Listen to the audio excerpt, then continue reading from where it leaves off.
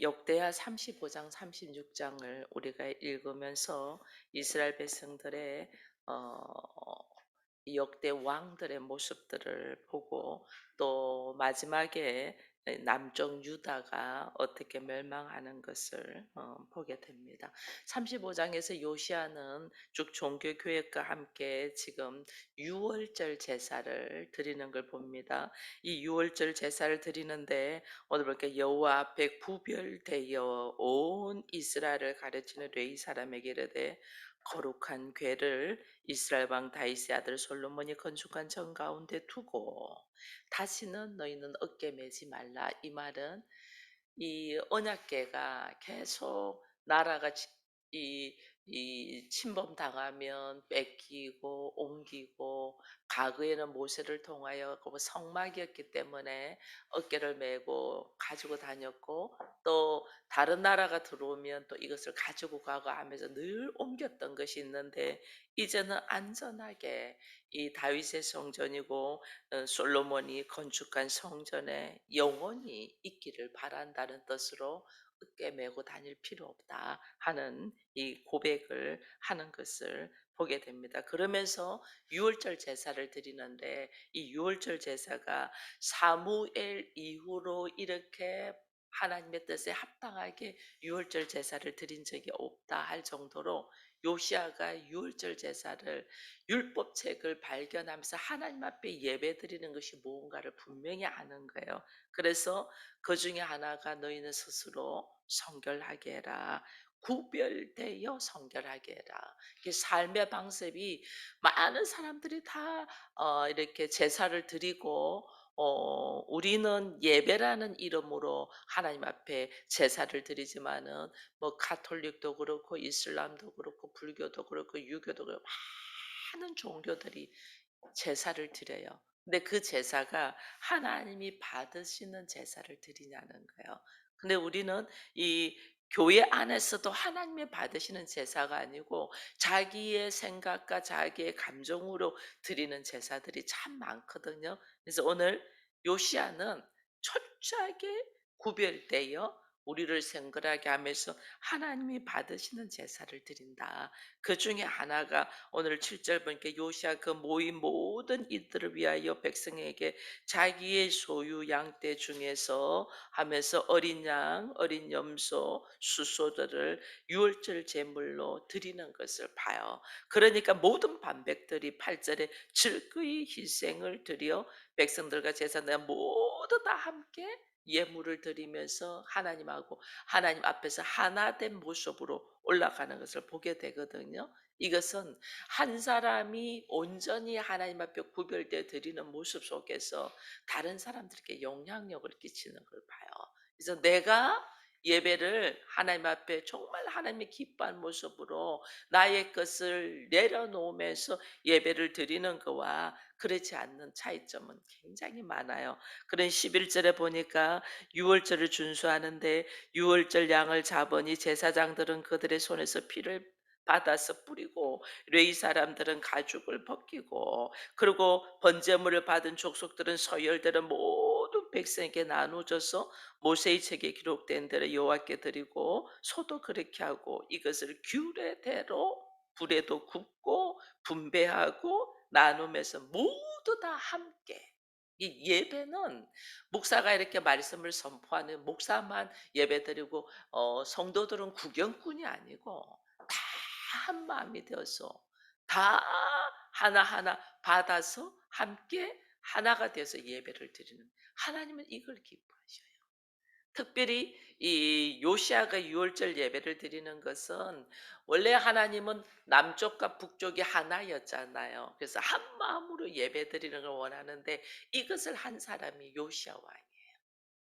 과거에 히스기야 왕도 예배를 드렸는데 남쪽 유다만을 예배를 드렸거든요. 근데 하나님은 너와 내가 우리가 되어서 하나가 되어서 예배하기를 원하잖아요. 그래서 하나님이 기뻐하는 유월절 제사는 이게 뭐냐면 유월절은 어린 양을 잡아서 그 피로 말미암아 우리가 하나님을 기억하며 예배 드리는 거잖아요. 나의 어떤 공로나 나의 어떤 수고가 아니고 예수 그리스도의 공로로 너와 내가 하나 되어 하나님 앞에 그 사랑과 하나님의 은혜를 받고 산다는 것을 피차 기억하게 하는 이것을 하나님의 언약의 약속을 기억하여 그래서 우리가 예배를 드릴 때 나만 와서 예배를 드리는 것을 여러분 기뻐하지 마세요. 나를 통하여 나의 가족들이 하나가 되어서 예배드리는 이 모습 속으로 들어가도록 우리가 기도해야 된다라는 것을 보면서 하나님은 오늘 우리로 하여금 온전하게 받는 예배가 오늘 이 16절 17절에도 보니까 17절에 그때 모인 이스라엘 자손이 유월절을 지키고 이어 무교절을 7일 동안 드렸다 이러면서 18절에 나온 것이 선지자 사무엘 이후로 이스라엘 가운데서 유월절을 이같이 지키지 못하였고 이스라엘 모든 왕들도 요시아가 제사장들과 레위 사람과 모인 유다와 이스라엘 무리와 예루살렘 주민과 함께 지키는 것처럼 유월절을 지키지 못했다. 마음과 뜻과 힘을 다하여 하나 되어 피차 하나 되어 나 혼자만 가족 중에서 나 혼자만 몸을 빠져나와서 처음에는 예수를 만나고 하나님을 알아가며 예배를 드릴 수가 있어요. 그때 막 핍박들이 들어오니까. 근데 거기서 멈추면 안 돼. 여기서 하나님이 기뻐하시는 예배는 나를 통하여 누구예요? 나를 제사장으로 세웠잖아요. 그럼 나를 통하여 또 다른 나의 가족들이 하나 되어 예배드리기를 원한다는 거죠. 그러니 유다가 이스라엘과 함께 그리고 왕만 드리는 게 아니라 제사장, 레위 사람, 예루살렘 사람들의 주민들, 무리들, 이스라엘 사람들까지 다 함께 이게 하나님이 기뻐하시는 예배예요. 우리는 우리만 예배. 그래서 내가 만약에 말씀으로 바로 세워지고 내가 하나님을 알아가고 하나님의 은혜 속에서 내가 오늘 하나님의 자녀가 되었다는 걸 깨달으면 우리의 반드시 해야 될 기도가 나의 가족들이 나와 함께 예배의 자리에서 하나님의 은혜를 찬양하는 그래서 우리의 삶의 모습이 어떻게 걸어가는가를 알 수 있도록 우리에게는 기도의 제목들이 있어야 돼요. 그래서 그것이 이제 우선적으로 너와 내가 하나 되는 것이 부부가 하나 된다면 그 부부를 통하여 하나님 또 자녀를 줬기 때문에 그 자녀와 또 자녀와 함께 형제들 이래서 다 함께 예배하는 모습을 즐거워하고 기뻐할 수 있는 우리의 이 소망이 있어야 되는 거예요. 이게 하나님이 기뻐하시는 유월절 제사다라는 것을 보게 됩니다. 이것이 이제 요시야 왕은 우리가 34장 31절에 보면 이런 말씀이 있어요. 이 왕이 자기 처소에 서서 여호와 앞에 언약을 세우며 마음을 다하고 목숨을 다하여 여호와를 순종하고 그 계명과 법도와 율례를 지켜 이 책에 기록된 언약의 말씀을 이루었다. 우리는 내 생각과 내 감정과 내 환경이 아니고 기록되어 있는 말씀을 우리는 기억하여 이 말씀대로 되어 가기를 갈망해야 되는 거예요. 그렇게 요시야 왕은 이렇게 하나님이 기뻐하는 예배를 드린 사람이 요시야 왕이다. 근데 이제 우리가 20절 이후에 이제 또 참 놀라운 이야기가 나옵니다. 20절 이후에 요시야 왕이 성전에서 이제 다 마친 후에 애굽 왕이 애굽 왕 느고가 유브라데 강을 건너서 갈그미스로 와서 전쟁을 하려고 이 누구랑 전쟁하려면 바벨론과 전쟁을 하려고 하는데 그 바벨론과 전쟁하기 위해서는 이 유다를 지나가야 되는 거예요. 그래서 애굽 왕이 바벨론과의 전쟁을 하면 유다를 지나가기 위해서 오는데 이때 요시야 왕이 이걸 허락하지 않는 거예요. 왜 허락하지 않냐? 이게 이제 우리에게는 좀 미스테리로 있는 거예요.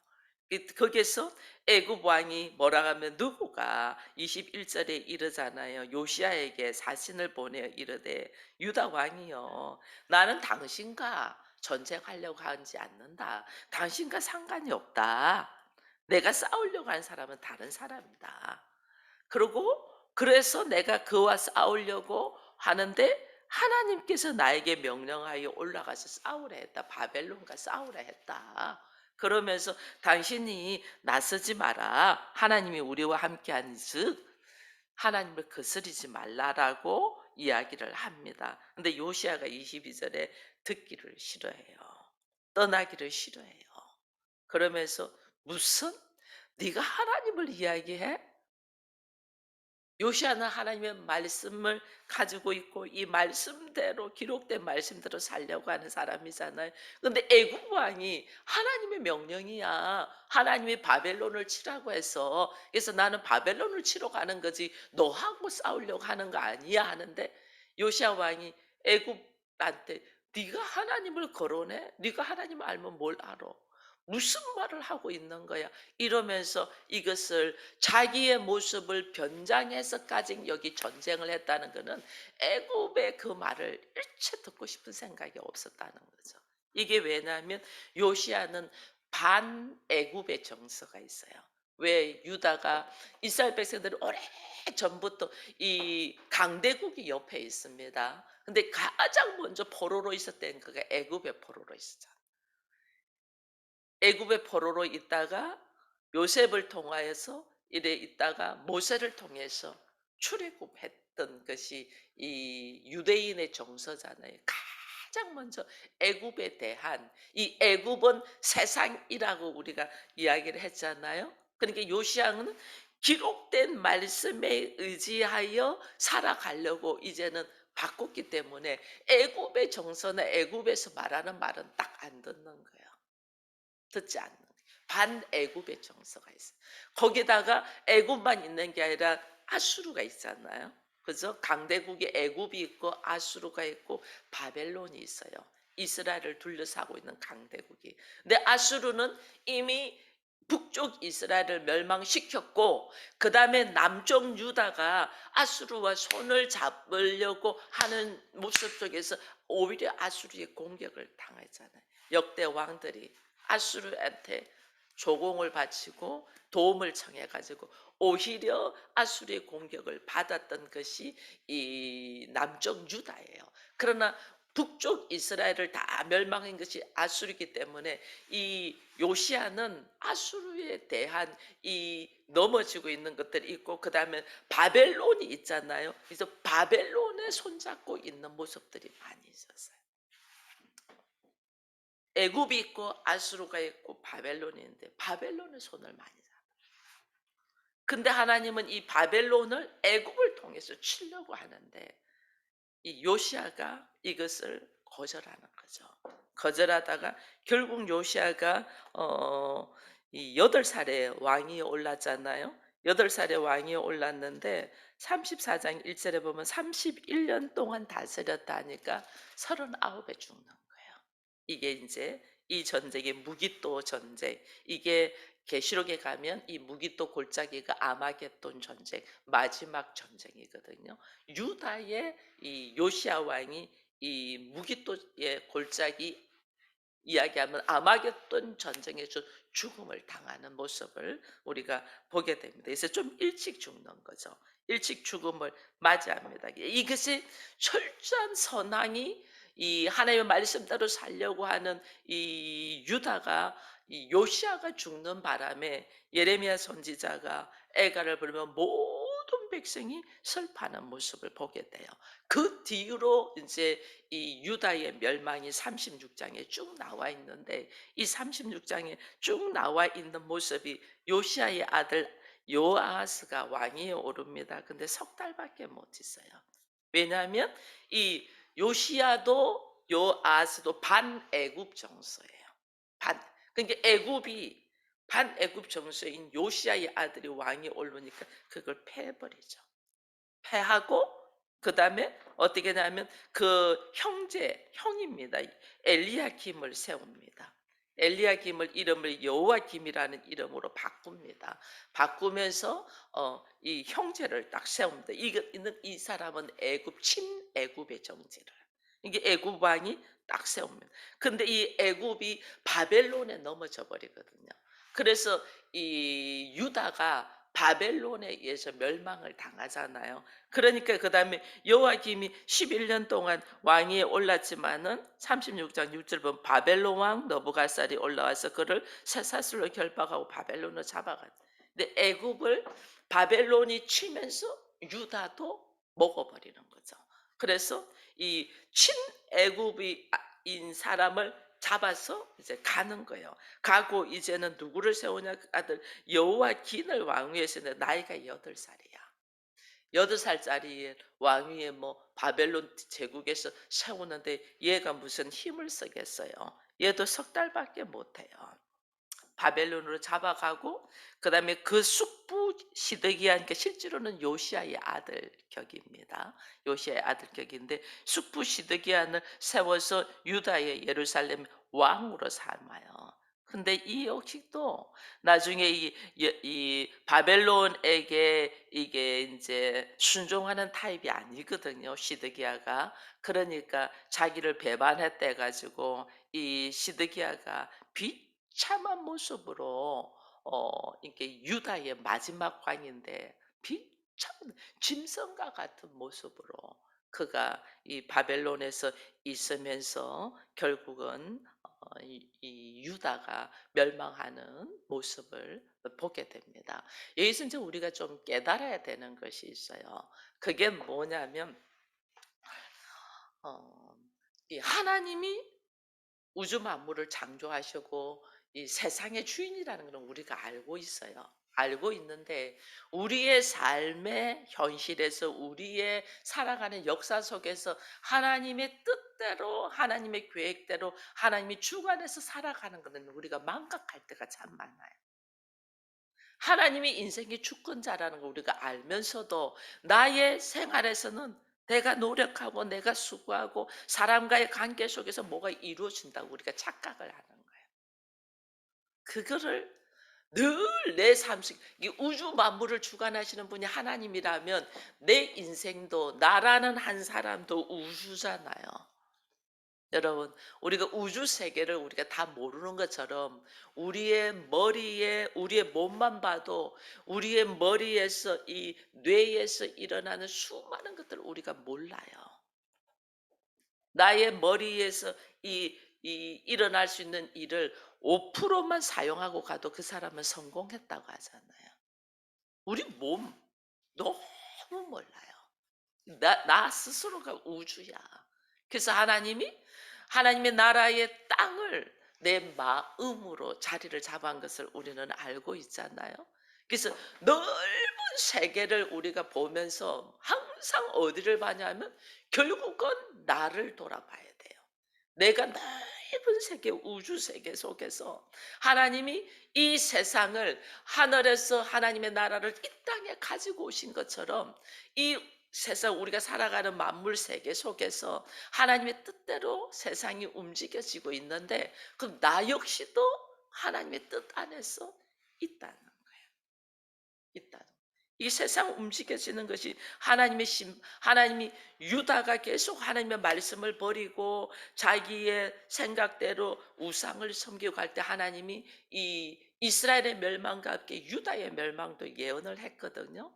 이걸 예언을 했어요. 그러면 그것이 하나님이 계속해서 그들이 회개하고 돌이키도록 하나님이 기회를 주셔서 있는 거지 죄는 반드시 심판을 한단 말이에요.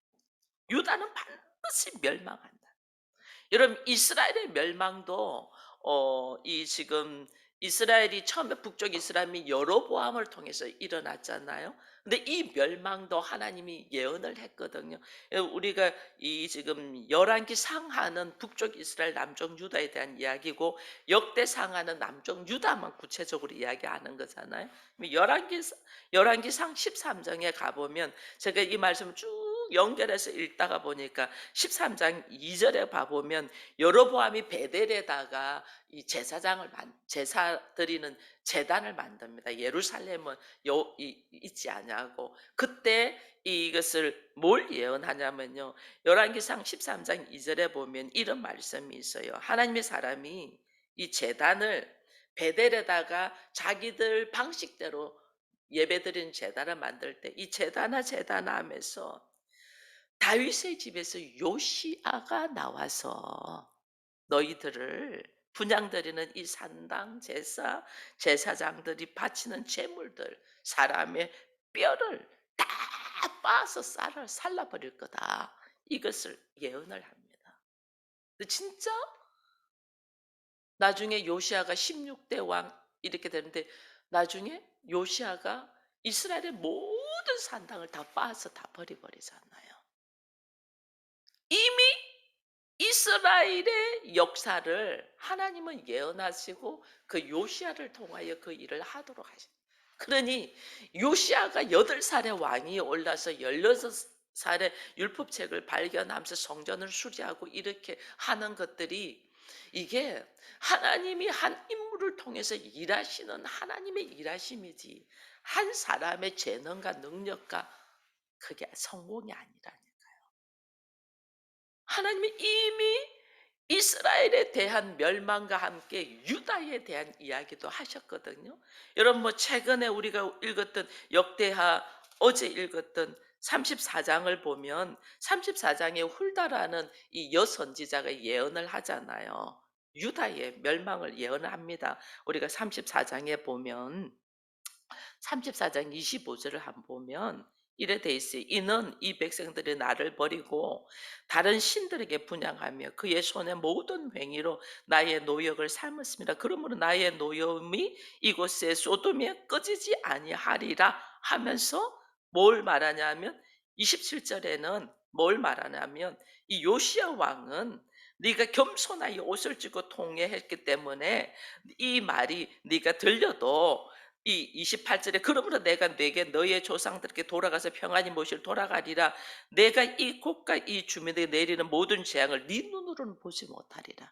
이 요시아 왕은 유다의 멸망을 보지 못하고 죽는다. 유다는 반드시 멸망한다. 유다는 왜 하나님을 버리고 네가 우상을 섬기고 네가 좋아하는 대로 했기 때문에 이거 반드시 멸망하지만은 요시야 왕은 그 멸망한 것을 보지 못할 것이다. 그럼 뭐예요? 일찍 죽는 걸 예언한 거예요. 여러분 우리가 이제 삶이 이렇습니다. 히스기야는 죽음 앞에서 기도해서 15년의 생명을 연장했습니다. 그러면 개인으로 볼 때는 엄청난 축복이고 은혜입니다. 생명이 15년 연장됐은즉. 그러나 그 15년의 생명이 연장된 것이 전혀 덕이 되지 않았어요. 그 아들에게 전혀 덕이 되지 않아서 그 아들이 얼마나 악한 왕으로서 있었다는 걸 우리가 알아요. 그죠? 요시아는 39이라는 이른 나이에 죽어요. 이 죽는 것이 개인으로 볼 때는 엄청난 빨리 죽으니까 이것이 엄청난 불행이고 저주인 것처럼 보이는데 실제로는 하나님의 역사와 하나님의 일하심이 선포되며 하나님의 역사하심으로 나아가고 있는 거예요. 나의 살고 죽음이 나의 높아지고 낮아짐이 여러분 이것이 나의 어떤 공로고 나의 어떤 수고고 나의 어떤 그게 아니고 내가 하나님 앞에 어떻게 쓰임 받느냐 이게 중요한 거예요. 내가 하나님 앞에 하나님의 나라와 하나님의 뜻과 하나님의 이 일하심 속에서 내가 어떤 그릇으로 여러분 우리는 하나님 앞에 하나님 나 잘 먹고 잘 살고 뭐 잘 되고 내 자 이렇게 기도하지 말고 하나님 나로 하여금 하나님의 나라에 선한 도구가 되게 해달라 기도해야 돼요. 나의 살고 죽음은 하나님 앞에 있어. 인생의 흐름이 하나님이 주권자이기 때문에 모든 세상에 되어가는 것이 하나님의 뜻 안에서 되잖아요. 나 역시 마찬가지. 내가 하나의 우주고 하나의 세계면 내 안에서 하나님의 일하심이 일어나는데 이것이 하나님의 심판의 시계가 있는데 이 심판이 내가 말씀을 버리고 내 감정과 내 생각으로 살면 반드시 멸망당해. 그것이 언제이냐? 하나님은 나한테 단지 기회를 줄 뿐이야. 네가 말씀으로 기록된 말씀으로 네 환경이 아니야. 네 형편이 아니야. 네 처지가 아니야. 네 생각과 감정이 아니야. 하나님의 기록된 말씀에 의지하여 내가 오늘 어떤 모습으로 살고 있나? 여러분 이것을 우리는요. 왜 하나님이 우리가 뭘로 하나님이 우리를 훈련시키냐면요. 우리가 가장 좋아하는 걸로 훈련시켜요. 여러분 세상 사람들이 가장 좋아하는 것이 뭐예요? 돈이잖아요. 그래서 하나님 돈을 주면서 훈련시키는 거예요. 이것을 기록된 말씀대로 이것을 다스릴 줄 아는 거예요. 여러분 우리 한번 봐 보세요. 뭐 다른 거 다 내려놓고 내가 가장 좋아하고 가장 필요로 하는 것. 우리 세상 살면서 돈이잖아요. 그럼 이 돈을 하나님이 기록된 말씀대로 이 돈을 다스리냐. 내 생각과 내 감정과 내 환경과 내 형편과 내 처지로 다스리냐. 뭐 다른 거 말할 것도 없어요. 그러니 늘 그게 넘어지는 거예요. 이스라엘 백성들 왕들이 왜 넘어져요? 늘 이 이스라엘 남쪽 유다는 북쪽 이스라엘이 세상적으로 화려함에 그걸 끌어놓죠. 세상적으로 화려함이 뭐예요? 돈 아니에요. 다른 걸 보면 여기 계속 넘어지는. 왜 그렇게 애굽을 사람들이 좋아했어요? 애굽이 눈에 보이는 화려함 때문에. 아수르에게 왜 유다 왕들이 아수르에게 손을 내밀면서 그들과 동맹을 했어요? 그들의 힘. 그들의 힘이 뭐예요? 돈이잖아요.